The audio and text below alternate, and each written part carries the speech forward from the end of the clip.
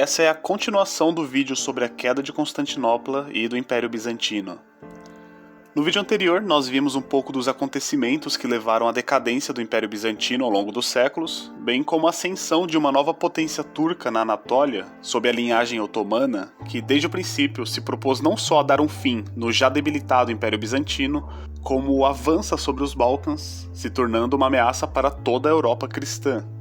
Nós também vimos que essa mesma Europa do século XIV, num período em que já se abrem as portas para a renascença, para o nacionalismo, perde um pouco o senso de cristandade, ou seja, de unidade dos povos cristãos, e isso dificulta muito uma união de nações do Oriente e do Ocidente cristãos contra os turcos.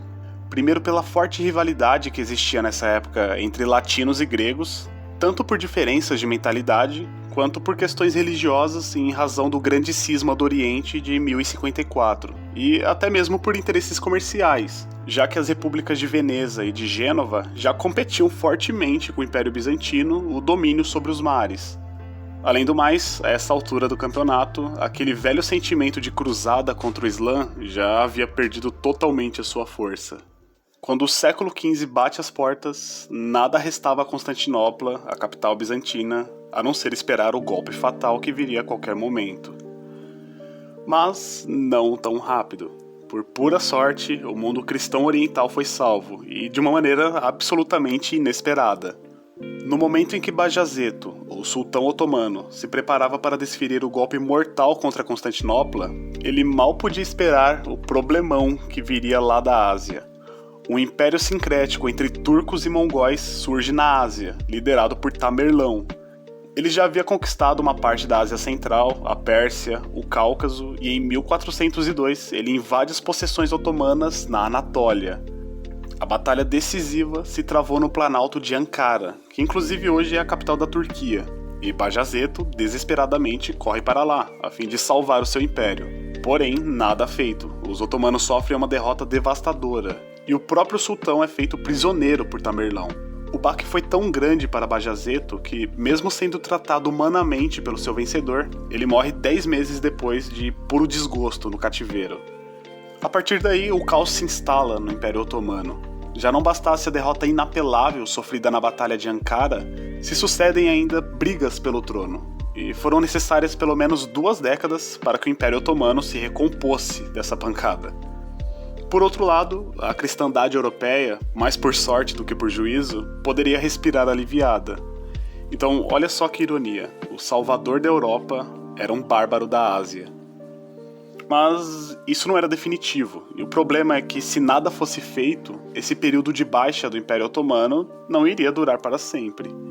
E, displicentemente, as potências europeias não se aproveitaram dessa situação para finalizar de vez o Império Otomano.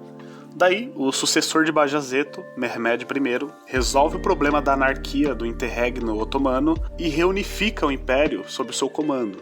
Ou seja, ele põe a casa em ordem e os turcos retomam a ofensiva contra o Império Bizantino, cercando Constantinopla em 1422, nesta que foi a primeira grande tentativa otomana de tomar a capital bizantina.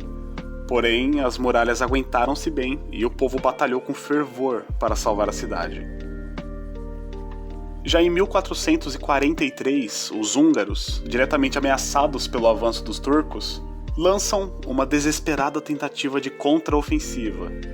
Então, naquilo que ficou conhecido como Cruzada de Varna, sob a liderança de um rei polonês de apenas 16 anos, chamado Ladislau, o terceiro de seu nome, e sobretudo pela genialidade militar de João Hunyadi, o voivoda da Transilvânia, os cristãos derrotaram os muçulmanos em 3 ocasiões distintas, sendo a última delas na Batalha de Nish, em 1443.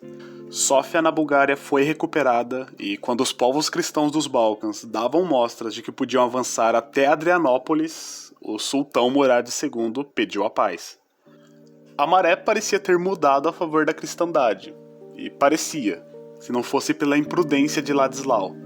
Esse jovem rei totalmente afobado queria tanto provar a sua superioridade e expulsar os otomanos da Europa que, sem medir as consequências de seus atos, rompeu o acordo de cessar fogo sem qualquer aviso e tentou pegar os otomanos de surpresa, avançando até Varna. Mas sua tática foi tão desprovida de qualquer noção tática que seu ataque veloz não lhe serviu de absolutamente nada. pois no fim, muito longe das suas bases, ele recebeu um terrível contra-ataque do exército turco pelas costas. João Hunyadi, por pura sorte, conseguiu escapar, mas a imprudência de Ladislau, além de custar-lhe a própria vida, resultou num verdadeiro massacre sofrido pelo exército cristão. Então, como se já não bastasse o péssimo histórico dos reinos balcânicos contra o Império Otomano, essas falhas tentativas de cruzada já não serviam para nada a não ser irritar ainda mais os turcos. Dessa forma, o grande evento trágico, que segundo os historiadores é um divisor de águas na história, sob estas circunstâncias, era mesmo inevitável.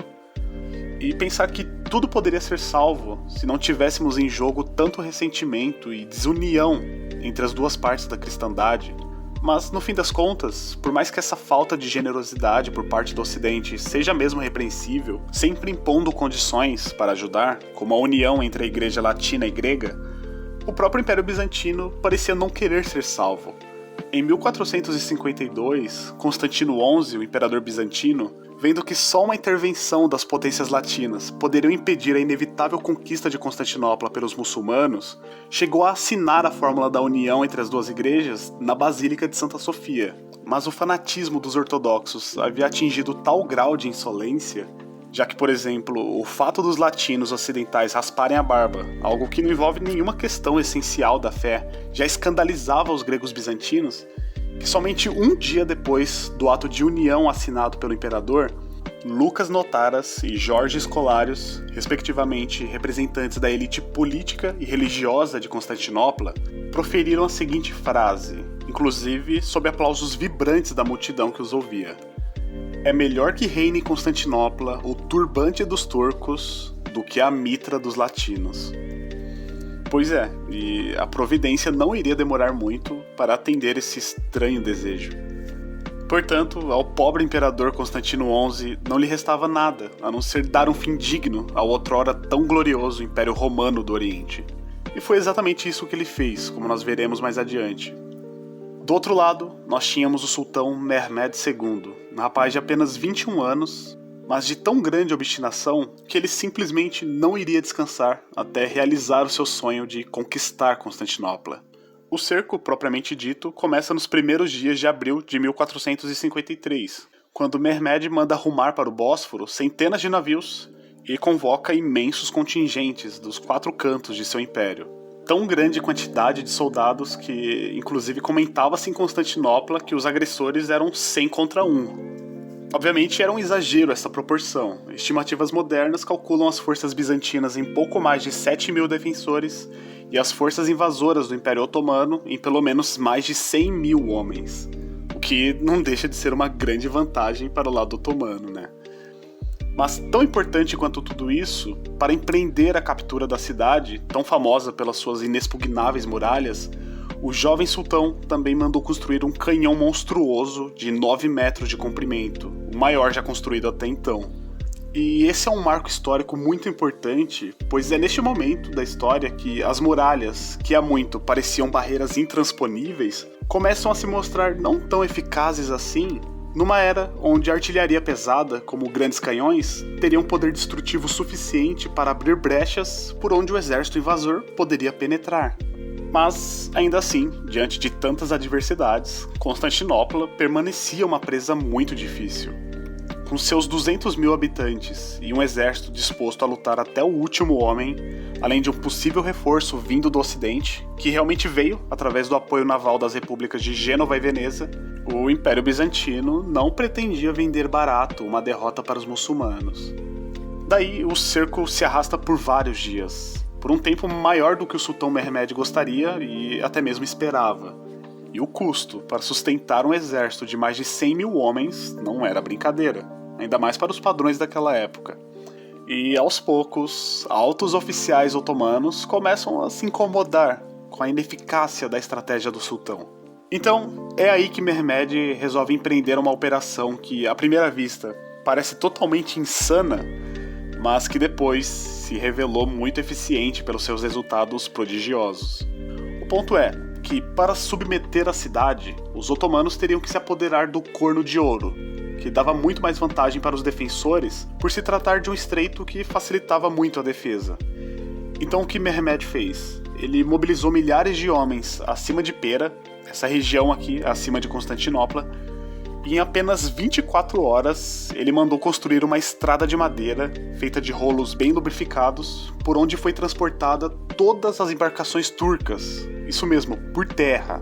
Na manhã de 23 de abril, qual não foi a surpresa, ou melhor, o terror dos bizantinos ao ver toda a armada turca ancorada em frente ao palácio de Blaquerna, a residência oficial do imperador bizantino.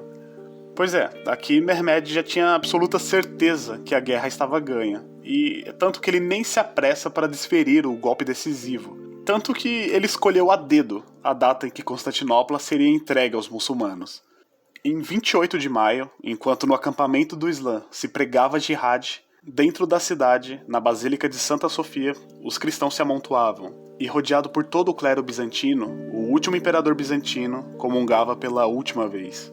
No dia seguinte, 29 de maio, em pleno domingo de Pentecostes, Mehmed resolve lançar todos os seus janízaros contra as muralhas de Constantinopla. Pelas 20 horas que se seguiram, a batalha foi estupidamente sangrenta e atroz.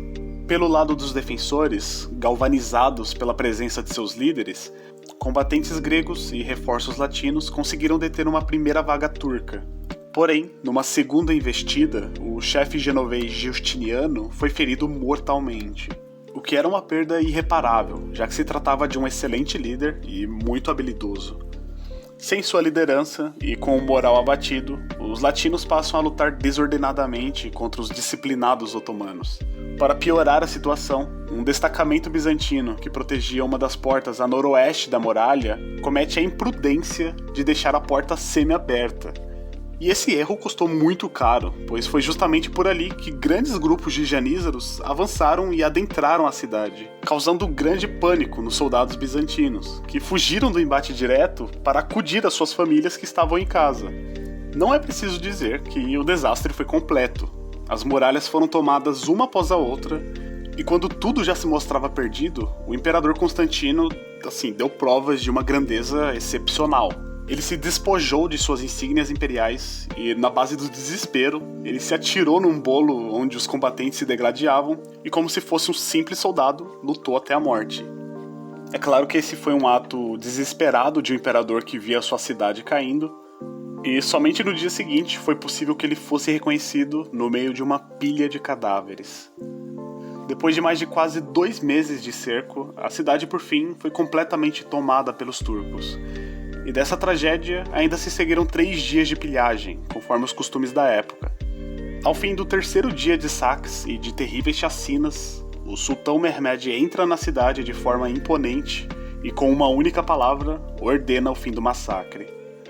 Esse é o trágico, mas ao mesmo tempo heróico fim de um império de mais de 1000 anos de história. Conforme a tradição admitida pela maioria dos historiadores, a tomada de Constantinopla pelos turcos otomanos marca o fim do que se convencionou chamar por Idade Média, abrindo a Era Moderna.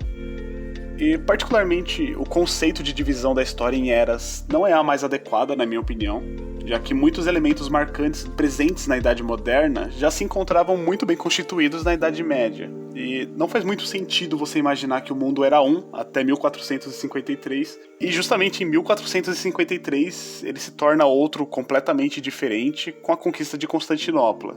Porque, basicamente, a história evolui de uma maneira muito mais gradual e linear, e não exatamente por cortes bruscos, repentinos. Mas ainda assim, realmente dá para dizer que com o fim do Império Bizantino há mesmo uma alteração no curso da história. A desagregação da cristandade, o crescente nacionalismo dos povos europeus, a aparição de estados modernos, o enfraquecimento da autoridade pontifícia e com ele a influência cada vez menor da Igreja sobre a sociedade, mesmo que sejam aspectos marcantes da Idade Moderna, já se faziam presentes ainda em plena Idade Média. Eles já estavam se estabelecendo desde muito antes dos otomanos resolverem ir lá e portonar Constantinopla, entende? Mas um fator que resulta justamente dessa ascensão do Império Otomano e posterior conquista de Constantinopla acabou mesmo abrindo uma nova era. Porque quando os cristãos perdem o seu domínio sobre o Estreito de Bósforo, o comércio com a Ásia é muito prejudicado sem o acesso a essa rota importantíssima. Mas um fator muito positivo que resultou disso é que isso acaba motivando os europeus a procurar rotas alternativas para não ficar à mercê dos povos muçulmanos que dominavam essas áreas intermediárias. Vasco da Gama, que não é o time obviamente, mas sim um navegador português, realiza um feito notável, chegando à Índia, contornando o continente africano. Cristóvão Colombo, por sua vez, na tentativa de chegar à Índia, viajando para o oeste, acaba descobrindo um novo mundo. Literalmente um novo mundo. Então, só para concluir esse vídeo, que inclusive já tá ficando enorme, quando a conquista de Bizâncio pelos turcos parecia fechar um mundo para o cristianismo, um novo mundo se abre, e este é muito maior do que o primeiro. Então veja como a história é impressionante. O descobrimento das Américas pelas potências ibéricas tem como uma de suas principais causas a tragédia de Constantinopla. Óbvio que não é a única, mas ainda assim é uma causa relevante. Então é muito fascinante você ver como eventos do passado, que parecem totalmente desconexos, se entrelaçam e ajudam a explicar o nosso presente. Já pensou nisso?